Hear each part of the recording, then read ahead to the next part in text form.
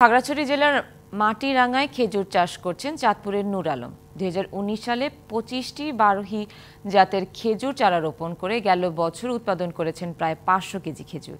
প্রতি কেজি বিক্রি করেন 600 টাকায়। খেজুর গাছের পাশাপাশি রোপণ করেছেন ড্রাগন, মাল্টা ও আঁশ ফলের চারা। চাঁদপুরের মতলব উপজেলার বাসিন্দা নূর আলম পেশায় একজন প্রযুক্তিবিদ। শ্বশুরবাড়ি পার্বত্য জেলা খাগড়াছড়ির মাটিরাঙ্গা উপজেলার রসুলপুর।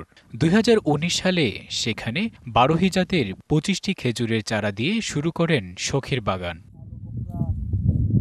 3 বছরের মধ্যে গাছে গাছে ধরতে শুরু করেছে খেজুর। গেল বছর 25টি খেজুর গাছ থেকে উৎপাদন করেন প্রায় 500 কেজি খেজুর, আর প্রতি কেজি খেজুর বিক্রি করেন 600 টাকা দরে।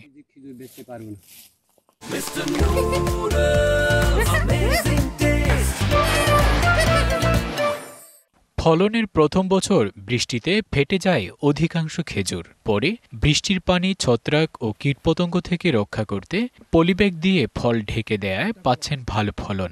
খেজুর ফেটে যাওয়ার মূল কারণ খেজুরের উপরে বৃষ্টির পানি পড়া অথবা যে কোনো ধরনের পানি পড়া, অনিয়মিত সেচ ব্যবস্থাপনা, গাছে বোরনের অভাব। আপনারা বিচির গাছ থেকে খেজুর বাগান না করে টিস্যু কালচার গাছ দিয়ে খেজুর বাগান করেন।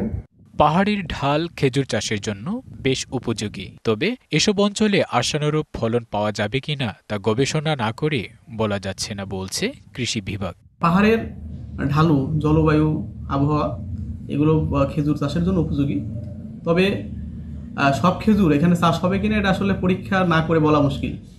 এবছর বাগানে যুক্ত হয়েছে আরও 75টি চারা। কর্মচারীদের বেতন যোগাতে খেজুরের পাশাপাশি রোপণ করেছেন মাল্টা, ড্রাগন ও আঁশ ফলের চারা।